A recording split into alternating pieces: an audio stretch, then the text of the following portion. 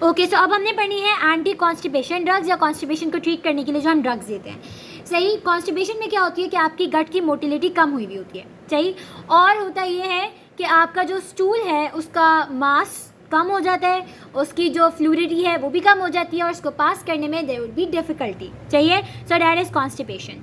अब हमने ये देखना है कि कॉन्स्टिपेशन को ट्रीट करने के लिए हम क्या क्या कर सकते हैं। एक होता है हमारे पास फिजिकल, ठीक है, फिजिकली हम कुछ चीज़ें दे सकते हैं जिससे आपकी ये कॉन्स्टिपेशन ट्रीट हो जाए। ठीक है, एक हम दे सकते हैं केमिकली, सही, यानी केमिकल्स दे सकते हैं, और तीसरा हम क्या दे सकते हैं, रिसेप्टर रिलेटेड ड्रग्स दे सकते हैं। ठीक है, 3 चीज़ें आपके पास आ गई। चाहिए, तो आप क्या देते हो बेसिकली सारे क्या कहलाते हैं, लैक्सेटिव्स कहलाते हैं। चाहिए, जो कि आपके जो स्टूल है उसकी हम फ्लूइडिटी उसको सॉफ्टन करते हैं, उसकी फ्लूइडिटी बढ़ाते हैं, और उसके मास वगैरह जो है इंक्रीज़ हो जाता है। ठीक है, तो ये लैक्सेटिव्स होते हैं, ज़्यादातर ये ओरल होते हैं, लेकिन कुछ हम रेक्टली भी दे सकते हैं। ठीक है, तो अब इनकी भी सबकी क्लासेस हैं। ये टोटल आपके पास 7 है जो हमने डिटेल में डिस्कस करनी है। सही है, फिजिकल में आपके पास क्या है, एक तो कि बल्क फॉर्मिंग लैक्सेटिव्स, ठीक है, जो क्या करते हैं, स्टूल का बल्क इंक्रीज करवाते हैं। ठीक है, वो लैक्सेटिव्स। नंबर 2 इसके अंदर कौन है, स्टूल सॉफ्टनर्स,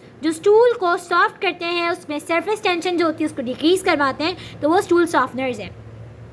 अब केमिकल में हमारे पास सर्टेन केमिकल्स आते हैं जो ये काम कर रहे हैं। ठीक है, जिनमें आपके पास ऑस्मोटिक लैक्सेटिव्स हैं जो ऑस्मोसिस के थ्रू वाटर रिटेन करते हैं द स्टूल, और क्या करवाएंगे, स्टूल की फ्लूइडिटी इंक्रीज करवाएंगे। फिर है आपके पास स्टिमुलेंट्स, ठीक है, जो स्टिमुलेट करवाते हैं, पेरिस्टाल्सिस करवाएंगे। सही, और आपके पास आ जाता है क्लोराइड, सही, क्लोराइड चैनल एक्टिवेटर्स, ठीक है, या सिक्रीटागॉग्स। सही है, ये 3 कैटेगरीज हैं हमारे पास केमिकल के अंदर।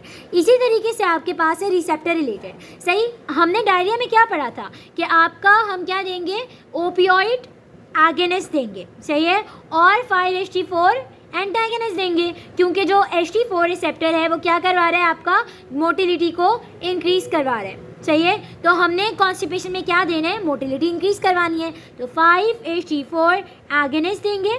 सही, और ओपियोइड रिसेप्टर स्लो करवाते हैं, तो हम क्या देते हैं, ओपियोइड रिसेप्टर, ठीक है, एंटागोनिस्ट। सही है, ये हमारे पास 7 ड्रग्स हैं जिन्हें 1 बाय 1 हमने करना है। सो सबसे पहले आपके पास आ जाती है बल्क फॉर्मिंग। बल्क फॉर्मिंग में आपके पास क्या मिलेगा आपको, ठीक है, एक आपके पास है साइलियम, जिसे हम इस्पागोल की भूसी कहते हैं या हस्क कहते हैं, और इसका अलावा है मिथाइल सेलुलोज। ठीक है, इसके साथ साथ कुछ वेजिटेबल्स, कुछ फ्रूट्स, उनके जो रिमेन्स वगैरह होते हैं ज़्यादातर वो साइलियम के फॉर्म में लोग लेते हैं। ठीक है, ब्रान हो गया, उसे आप इस्तेमाल कर सकते हैं एज बल्क फॉर्मिंग लैक्सेटिव। इनका काम क्या होता है, ये आपके पास होते हैं हाइड्रोफिलिक। ठीक है, ये क्या होते हैं, हाइड्रोफिलिक होते हैं। ये आपके लार्ज इंटेस्टाइन में जेल लाइक मट्टी पेस्ट बना देते हैं। सही है, एब्डोमिनल इंटेस्टिनल डिस्टेंशन करवाते हैं, इंटेस्टीन को डिस्टेंड करवाएंगे, और क्या करवाएंगे, इंक्रीज करवाएंगे पेरिस्टाल्सिस। पेरिस्टाल्सिस क्या है, गट मोटिलिटी है, ठीक है, मूवमेंट है। सही है, तो ये आपके पास ये चीज़ हो गई। अब हम किन पेशेंट्स में नहीं दे सकते, जो आपके पास ऑलरेडी हॉस्पिटलाइज हैं, क्योंकि ये उनमें क्या करवा सकते हैं, इंटेस्टाइनल ऑब्स्ट्रक्शन। सही है, तो उनमें हम नहीं देंगे। सही, और दूसरा ये कि जब हम साइलियम देते हैं, साइलियम की वजह से आपके पास क्या होता है कि जो वाटर है वो आता रहता है, और जो मोटिलिटी है वो इंक्रीज़ हो जाती है, तो ड्रग्स की अब्जॉर्प्शन इसकी वजह से कम हो जाती है। सही है, तो हम क्या करते हैं, 2 आवर्स बिफोर और आफ्टर, यानी जो इससे पहले या बाद में हम कोई भी ड्रग देते हैं, यूजुअली बाद में देंगे, ताकि आपके पास वो ड्रग अच्छे से अब्जॉर्ब हो रही हो। चाहिए सॉरी, सही हो गया बल्क फॉर्मिंग। सेकंड आपका क्या है, स्टूल सॉफ्टनर्स। सही है, स्टूल सॉफ्टनर्स में आपके पास 3 चीज़ें आ जाती हैं। ठीक है, 3 चीज़ें कौन कौन सी हैं, एक आपके पास है डॉक्यूसेट। सही, ये है आपके पास। दूसरा आपके पास क्या है, ग्लाइसरीन सपोजिटरी। सही है, और थर्ड आपके पास आता है मिनरल ऑयल। सही है, डॉक्यूसेट क्या है, डॉक्यूसेट आपके पास बेसिकली टैबलेट्स हैं। ठीक है, ये क्या है आपके पास, ये टैबलेट्स होती हैं जो कि कैल्शियम और सोडियम, ठीक है, सोडियम और कैल्शियम के साथ, यानी डॉक्यूसेट कैल्शियम, डॉक्यूसेट सोडियम के साथ आपके मिल रही होती हैं। सही, ये क्या करवाती हैं, ये बेसिकली आपके जो स्टूल है उसमें बेसिकली हम क्या करते हैं, प्रोफाइलैक्सिस के लिए यूज़ करते हैं। ठीक है, तो ये स्टूल की जो सरफेस टेंशन है उसको डिक्रीज़ करवाती है। सही है, एक तो ये हो गया। दूसरा आता है ग्लाइसरीन सपोजिटरी। ये आपको किस फॉर्म में मिलता है? ये एनेमा के फॉर्म में भी, यानी रेक्टली भी आप इसे यूज़ कर सकते हो, ठीक है। खास ये ज़्यादातर रेक्टली यूज़ होता है, ग्लाइसरीन सपोजिटरी जो होती है, सही है। ये भी आपके पास हो गया। और आपकी लास्ट क्या है? मिनरल ऑयल, ठीक है। तो ये तीनों का बेसिकली काम क्या होता है कि ये जो सरफेस टेंशन होती है ना स्टूल की, उसको डिक्रीज़ करवाता है। उसके अंदर वाटर और लिपिड्स एंटर होता है, उसकी वजह से स्टूल सॉफ्ट होते हैं। जब इसे कहते हैं हम स्टूल सॉफ्टनर, सही है, या इसका दूसरा नाम है सर्फैक्टेंट्स, ठीक है। अब यहाँ पे आ जाता है कि अगर इसका जो इफेक्ट है, अच्छा ये बात मैं बताना भूल गई थी कि बल्क फॉर्मिंग लैक्सेटिव्स का इफेक्ट जो है वो दिन लेता है, यानी 1 से 3 दिन लगते हैं और उसके इफेक्ट्स आने में, ठीक है। एंड ये जो आपकी सॉफ्ट स्टूल सॉफ्टनर्स हैं, इनका भी इफेक्ट 1 to 3 डेज़ में आता है, सिवाय ग्लिसरीन सपोजिटरी के, जो कि फौरी तौर पे आपको फास्टर आप इसे इफेक्ट देता है अगर आप उसे रेक्टली प्रोवाइड करो, ठीक है। तो ये स्टूल सॉफ्टनर्स हो गए, चाहिए। नेक्स्ट आपका है, हमने 2 कवर कर लिए। अब आते हैं केमिकल में हम क्या देखते हैं, सही है। केमिकल में आपके पास अच्छा एक चीज़ रह गई इसके अंदर कि ये इनके यूजेस क्या हैं। स्टूल सॉफ्टनर्स हम किस टाइप के कॉन्स्टिपेशन के लिए देंगे? तो हम ये बेसिकली स्टूल सॉफ्टनर्स हम दे सकते हैं अक्यूट रिलीफ के लिए, ख़ासतौर पे जो ग्लिसरीन है वो अक्यूट रिलीफ के लिए इस्तेमाल की जा सकती है, इसमें कोई साइड इफ़ेक्ट्स नहीं होते, ठीक है। और जो आपके पास डॉकिसेट है उसकी वजह से थोड़ा बहुत अब्डोमिनल पेन होता है, बाकी नहीं होता, ठीक। इसकी इंपॉर्टेंस ये है कि हम पोस्ट ऑप पेशेंट्स में, ठीक है, और पोस्ट ऑप चाइल्ड बर्थ में, सही है, यानी पोस्ट चाइल्ड बर्थ बेसिकली उसमें हम पेशेंट्स को दे सकते हैं, ठीक। और जो आपका बल्क फॉर्मिंग था, ये जो जिनको क्रॉनिक कॉन्स्टिपेशन होती है उनके लिए बेस्ट है, क्योंकि ये इसका इफेक्ट ही काफ़ी दिनों में आता है, 1 से 3 दिन लेता है लेने अपना इफेक्ट शो करने के लिए। तो ये बेस्ट है फॉर क्रॉनिक कॉन्स्टिपेशन, ठीक है। और एज सच ही बहुत ज़्यादा साइड इफ़ेक्ट्स भी नहीं रखता, सही। नेक्स्ट आपका आ जाता है ऑस्मोटिक लैक्सेटिव्स, ठीक है। ऑस्मोटिक लैक्सेटिव्स में आपका क्या काम हो रहा होगा? मैकेनिज्म ऑफ एक्शन क्या है? सिंपल सा इसका ये है कि ये ऑस्मोसिस करवा रहा है, यानी इंटेस्टीन में रह के क्या करवाता है? वाटर ग्रैब करता है, ठीक है। जब उसमें वाटर आ जाएगा तो फ्लूइड आपका बढ़ जाएगा, फ्लूइड बढ़ने की वजह से डिस्टेंशन होगी, डिस्टेंशन की वजह से सिग्नल्स मिलेंगे और पेरिस्टाल्सिस होगा, ठीक है। तो ये इसका मेन मैकेनिज्म है, फ्लूइडिटी बढ़ेगी, डिस्टेंशन होगी, डिस्टेंशन की वजह से पेरिस्टाल्सिस होगा। अब इसमें भी 3 सब टाइप्स हैं, ठीक है। 3 सब टाइप्स क्या क्या है आपके पास? एक कहलाती है सेलाइन लैक्सेटिव्स, ठीक है, दूसरी कहलाती है शुगर अल्कोहल्स, और तीसरी कहलाती है लेवाज सॉल्यूशन, सही है। अब ये जो आपके पास मैंने ऑस्मोटिक्स बताई, ये तीनों कैसी होती हैं? दे आर नॉन एब्जॉर्बेबल, ठीक है, यानी ये बॉडी के अंदर अब्जॉर्ब नहीं होती। जब भी ये क्या करवाती हैं? ऑस्मोसिस तो करवाती हैं, लेकिन क्योंकि ये अब्जॉर्ब नहीं होती, ठीक, तो ये आपके स्टूल की लिक्विडिटी बढ़ाकर पेरिस्टाल्सिस बढ़वा देती हैं, ठीक है। तो सेलाइन में जो आपकी एग्जाम्पल है वो कौन कौन सी है? मैग्नीशियम हाइड्रोक्साइड, जिसे हम क्या कहते हैं? मिल्क ऑफ मैग्नीशिया कहते हैं, सही है। एक ये हो गई सेलाइन में। शुगर अल्कोहल्स, ये मोस्ट इंपॉर्टेंट है, क्यों? क्योंकि मैं आगे बताती हूँ इसके बारे में, क्योंकि ऐसी शुगर्स हैं जो नॉन एब्जॉर्बेबल हैं, सही है, जिनमें आपके पास लैक्ट्यूलोज, सही, और सॉर्बिटॉल आती है, सही है। और लेवाज सॉल्यूशन, ये इसमें है पेग, पॉली इथाइलिन ग्लाइकोल, सही है। ये एक सॉल्यूशन है जो हम इस्तेमाल करते हैं खासतौर पे गैस्ट्रिक ये लिवाज के लिए, ठीक है। क्यों करते हैं मैं बताती हूँ, सही है। तो अब आ जाते हैं इसकी इंडिकेशन, कि हम इन्हें यूज़ किस किस कंडीशन में करेंगे। एक तो हो गया अक्यूट कॉन्स्टिपेशन के लिए, ठीक है, एक हो गया क्रॉनिक कॉन्स्टिपेशन के लिए। दोनों के लिए हम इसे इस्तेमाल कर सकते हैं ऑस्मोटिक लैक्सेटिव्स को, सही है। खासतौर पे जो IBS रिलेटेड होता है उसके लिए हम इसे इस्तेमाल कर सकते हैं आराम से। तीसरा इसका यूज़ है, ठीक है, तीसरा इसका यूज़ किसके अंदर है? बाउल इवैक्यूएशन के लिए, यानी जब आप सर्जरी कर रहे होते हो या एंडोस्कोपी करी जा रही है, कोलोनोस्कोपी की जा रही है, तो उसके लिए हम क्या कर सकते हैं? पेग इस्तेमाल कर सकते हैं, जिसकी वजह से क्या होता है? जितना भी आपका फीकल मास होता है वो इसकी वजह से क्या हो जाता है? इवैक्यूएट हो जाता है। तो फिर क्या होगा? आपका बाउल की अच्छी से एग्जामिनेशन की जा सकती है, सही है। इसकी 3 यूजेस हैं। अब एडवर्स इफेक्ट्स क्या है? मैग्नीशियम है, ठीक है, तो मैग्नीशियम की वजह से क्या हो सकता है? हाइपर मैग्नीसीमिया, यानी मैग्नीशियम बढ़ा हुआ है बॉडी के अंदर, ठीक है, तो ये खास तौर पे जिनके अंदर रीनल इंसफिशिएंसी है उनमें हुआ, सही। लैक्टिलोज और सॉर्बिटॉल का देखो क्या है, ये मैं इसका मैकेनिज्म ऑफ एक्शन भी इन दोनों का बता दूं कि लैक्टिलोज तो पहली बात की सेमी सिंथेटिक डाइसैकेराइड है, ठीक है। और ये दोनों क्या करते हैं, ये जब बॉडी के अंदर जाते हैं तो इंटेस्टाइन के अंदर एज सच कोई एंजाइम नहीं है कि वो इनका कंप्लीटली डाइजेस्ट कर सके, ठीक है। 3 कंपाउंड्स के अंदर ये पहले तोड़ता है, तो वो तीनों क्या होता है, ऑस्मोटिकली एक्टिव होते हैं। वो क्या करते हैं, वाटर क्या करवाएंगे, वाटर वो करवाएंगे ऑस्मोटिकली,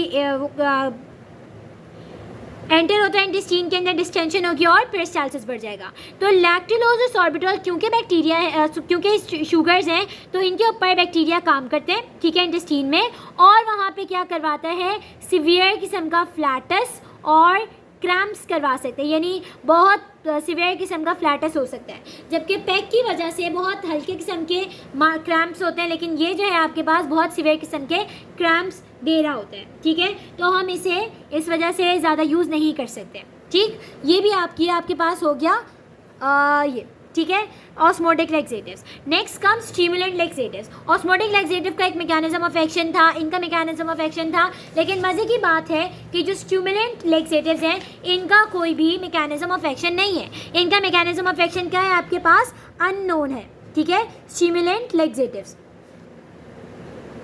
मैकेनिज्म ऑफ एक्शन इसका अननोन है। इसमें आपके पास आता है एक सेना, ठीक है, सेना और बेसाकोडाइल, ठीक है। सेना आपके पास क्या है, ये एक प्लांट है, नेचुरली प्लांट, जैसे सेना प्लांट कहते हैं, उससे हासिल किया गया है, ठीक है। क्योंकि इनका मैकेनिज्म ऑफ एक्शन हमें पता नहीं है, तो इट इज़ सपोज कि ये क्या करता है, ये डायरेक्टली आपके एंटेरोसाइट्स को स्टिमुलेट करवाएगा, सही है, जीआई के जो स्मूथ मसल्स हैं उनको एक्टिवेट करवाएगा और प्रमोट करवाता है किसे, वाटर की और इलेक्ट्रोलाइट की सिक्रीशन को प्रमोट करवाता है, ठीक है। तो इसका mechanism of action as such हमें नोन नहीं है, हमें लगता है कि ये डायरेक्टली क्या करता है, एंटेरोसाइट को एक्टिवेट करवा के वहाँ पे पेरिस्टाल्सिस करवा रहा होता है, सही है। तो इसमें आपके पास एक सेना है और एक बेसाकोडाइल है। बेसाकोडाइल आपके पास क्या है, ये आपके पास सपोजिटरी के फॉर्म में, ठीक, और इसके साथ साथ इंटेरिक कोटेड टैबलेट्स के फॉर्म में अवेलेबल होती है, ठीक है, दोनों फॉर्म्स में अवेलेबल है, तो आप इसे दोनों तरीके से इस्तेमाल कर सकते हो, ठीक है। सेना क्या है, it's natural, it's from the leaves of a सेना प्लांट, ठीक है। हम ये यूज़ क्यों करते हैं, ठीक है, तो यूज़ इसका ये है कि जो ओपियोइड्स हम लेते हैं ना, चाहिए ओपियोइड्स ले लिए, उसकी वजह से जो आपकी कॉन्स्टिपेशन हुई है, ठीक, ओपियोइड्स की वजह से जो कॉन्स्टिपेशन हुई है उसकी प्रिवेंशन के लिए हम इस्तेमाल कर सकते हैं, ठीक है।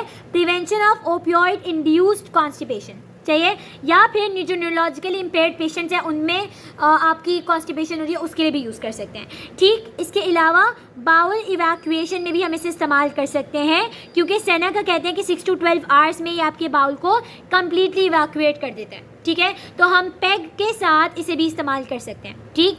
अब एडवर्स इफेक्ट्स क्या है, क्योंकि ये क्या कर रहा है, बाउल को इवैक्यूएट कर रहा है, तो इसकी वजह से इस बॉडी में जो आपके एब्डोमिनल क्रैम्प्स मिलेंगे। और एक चीज़ इसकी जो ख़ास है, जो आपने याद रखनी है, वो ये है कि ये मेलानोसिस कोलाई करवाता है, ठीक है।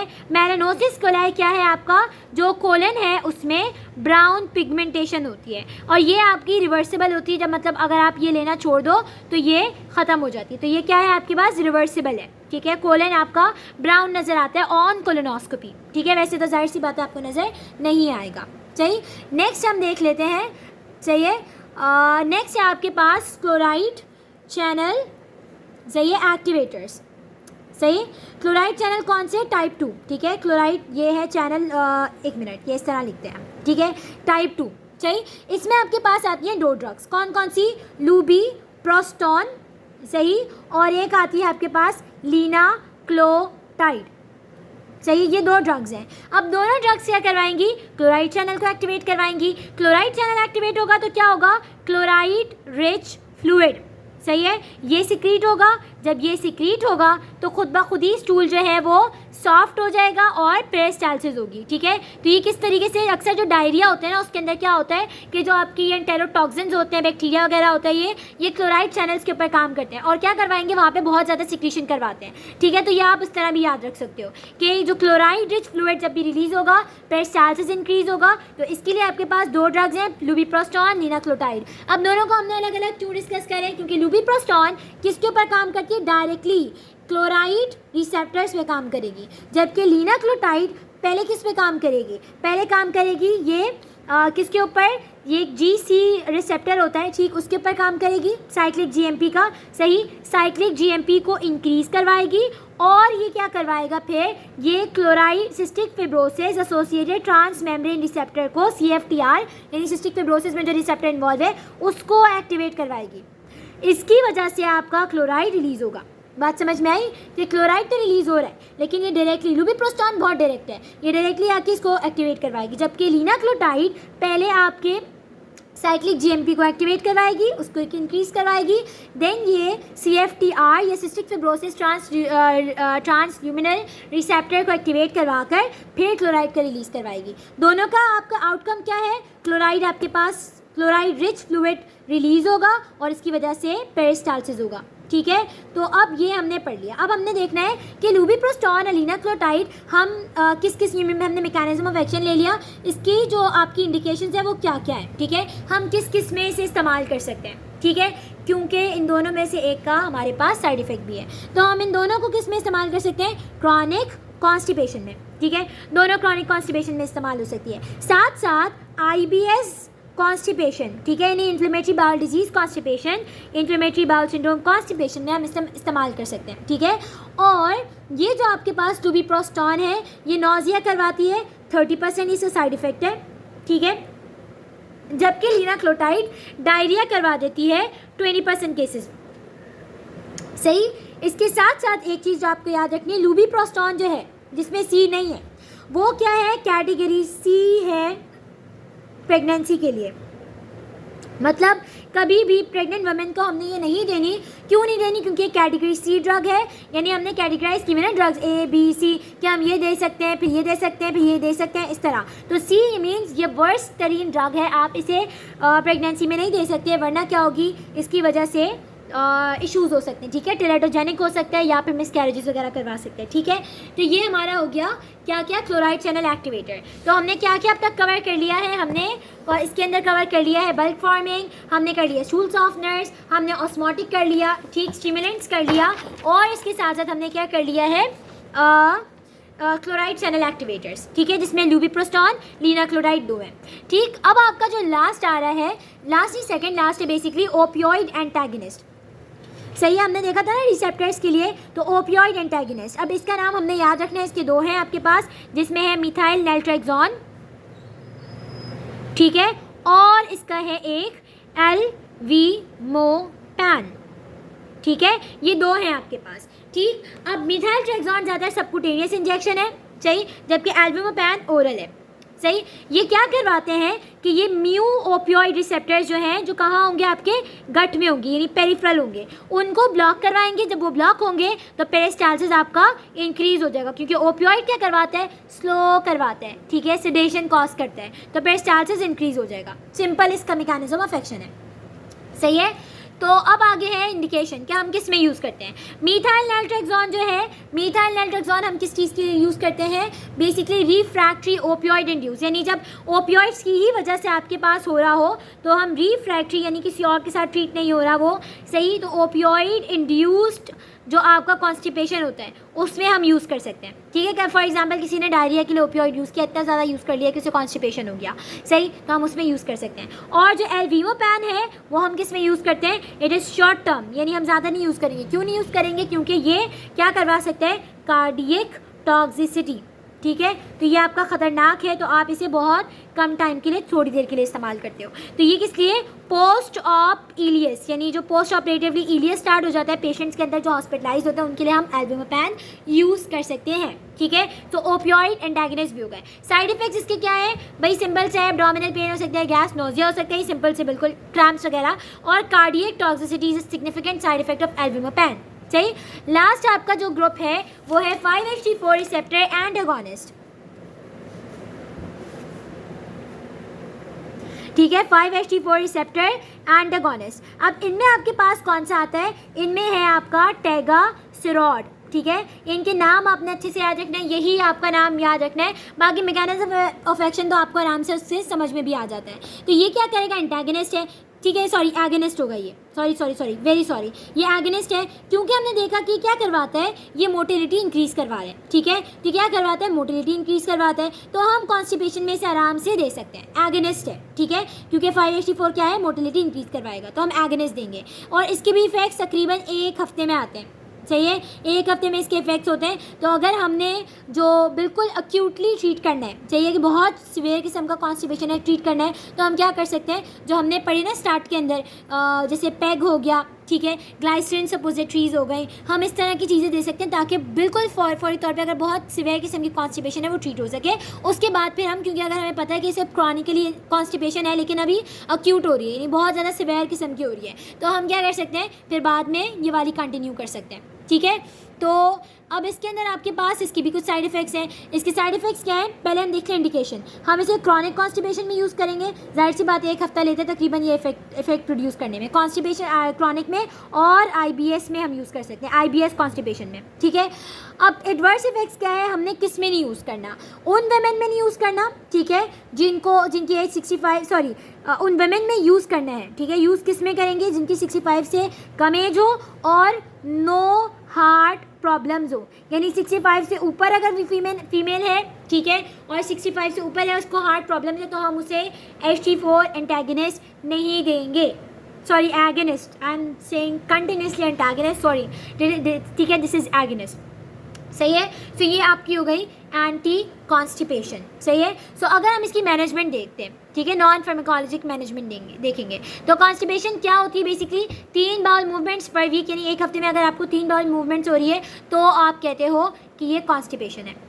सही है, इसके लिए हम क्या कर सकते हैं कि हम नॉन फार्माकोलॉजिकली वो फूड्स जो कि बहुत हाई होते हैं फैट में, मिल्क प्रोडक्ट्स में, अल्कोहल, कैफीन के अंदर, या आर्टिफिशियल स्वीटनर्स हैं, उनको हम कम कर सकते हैं। और साथ के साथ हम वाटर का इंटेक बढ़ाएंगे, ज़्यादा वाटर लेना है ताकि डिहाइड्रेशन वगैरह ना हो, डाइटरी फाइबर्स इंक्रीज़ करवाएंगे, सही एक्सरसाइज करवाएंगे ज़्यादा, और लो फैट और हाई कार्ब्स डाइट देंगे ताकि कॉन्स्टिपेशन मैनेज हो सके। ठीक है, और फिर आपके पास आ जाती है कि अगर अक्यूट कॉन्स्टिपेशन है तो हम फौरी तौर पे ऑस्मोटिक या स्टिमुलेंट लैक्सेटिव दे सकते हैं। ठीक है, और फास्ट ऑनसेट के लिए हम रेक्टल फॉर्म दे सकते हैं, लाइक पेग हो गया, ग्लिसरीन सपोजिटरीज हो गई, ये चीज़ें दे सकते हैं। ठीक है, so thank you so much for watching. इसका चार्ट भी मैं अपलोड कर दूँगी इंशाल्लाह।